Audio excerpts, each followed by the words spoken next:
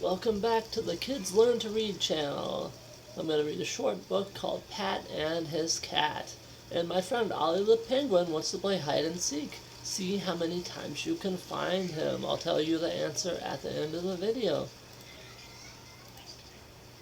Pat has a fat cat. The cat's name is Matt.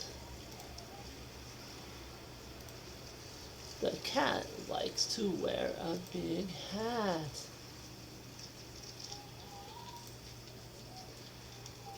He went to sleep, and that was that.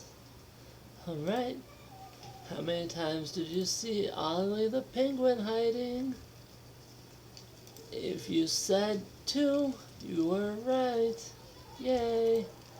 Thank you for watching my video. Please make sure to like and subscribe.